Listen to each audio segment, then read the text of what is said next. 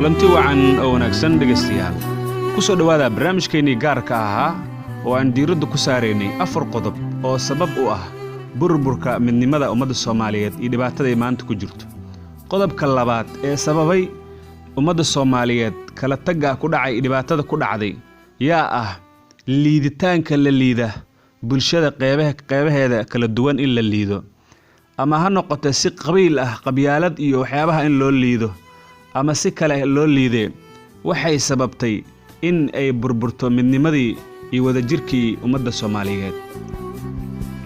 waxaan tusaale u soo qaadan karnaa cilmi baarihii Soomaaliyeed ee baaritaanka ku sameeyay geedaha caleemahooda markii la isku dardaraa sunta noqon kara.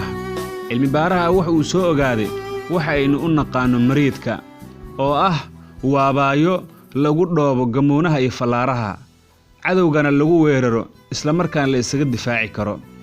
cilmi baaraha marka arrinka uu soo ogaaday yaa wuxuu kula soo laabtay bulshadii markaas waxay ku yiraahdeen oo adiga reer hebel soo ma tihid haa inagu reer hebel waxba kama dhageysanay ordo daruuriga nagala tag. cilmi baarihii meeshii la rabay in la bogaadiyo oo wax uu qabto dadaalka lagu amaano yaa wax uu bulshadii kala kulmay in la liido isla markaana la yiraahdo ordo inaga tag.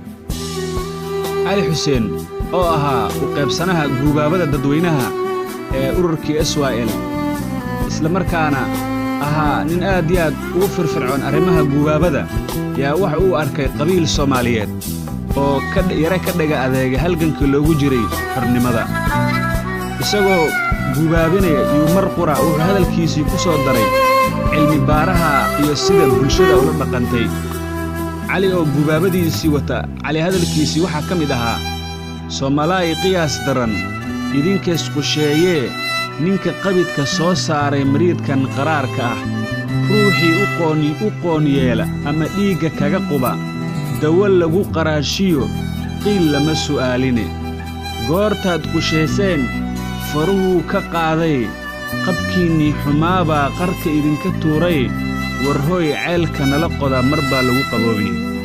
ereyada waxay ahaayeen ereyadii Cali uu ku guubaabinay qabiilka Soomaaliyeed. walaalaya Soomaaliyeedu liiditaanka la liida bulshada iyo dadka waxtarka u ah oo ummadda wax wanaaga ay u haya oo la liidaa waxay sababtay inay bulshadii uu ka dhax abuurmo kala tag iyo nacayb in magacyo kala la isku bixiyaa yaa ka dhalatay.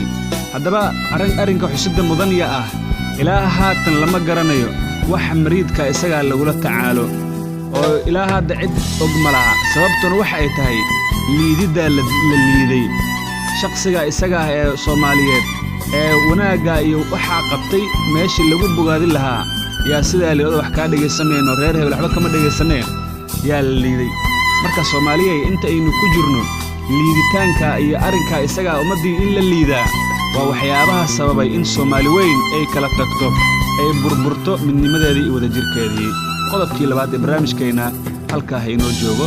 wassalaamu calaykum wa rahmatullaahi wa barakaatuh.